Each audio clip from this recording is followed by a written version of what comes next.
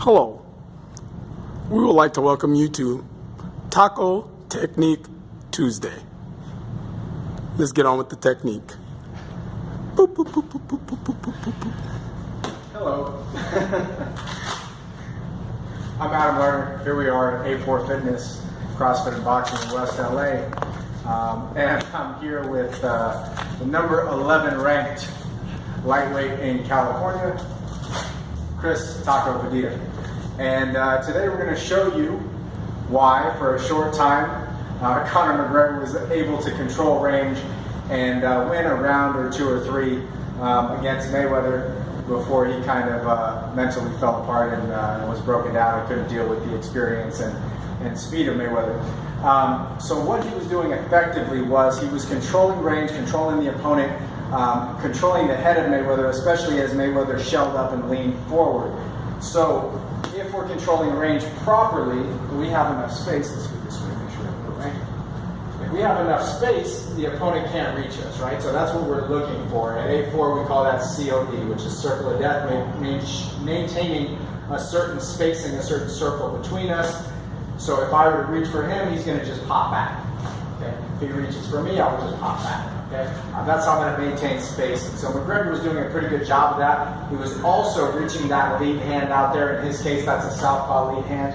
But he's doing that in order to control range. And every time Mayweather would get close, he would touch him with the jab, touch him with the straight left hand, or he would control his hands or control his head.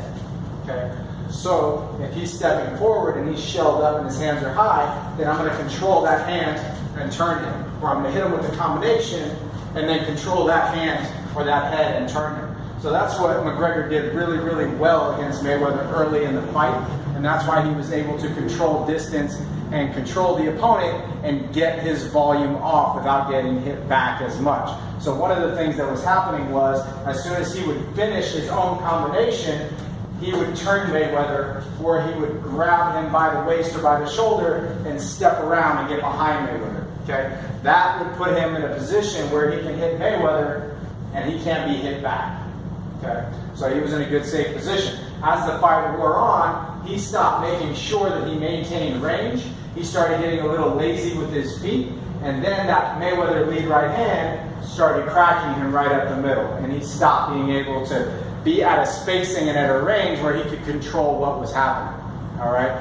So that's the main thing that happened early on in the McGregor-Mayweather fight. That pressure eventually got to him. If you're going to maintain spacing and range and control that range, you have to know that as they pressure, you need to have options to get out of that. So one of the things that you can do if they start pressing too close or you get uncomfortable with that range is crowd them even further. Okay? So McGregor early in the fight was pretty consistent about holding and controlling Mayweather as he got close. But as the fight wore on, he got a little tired, got a little lazy about his sense of urgency for controlling range, where he needed to be all the way out, or if Mayweather got close, all the way in.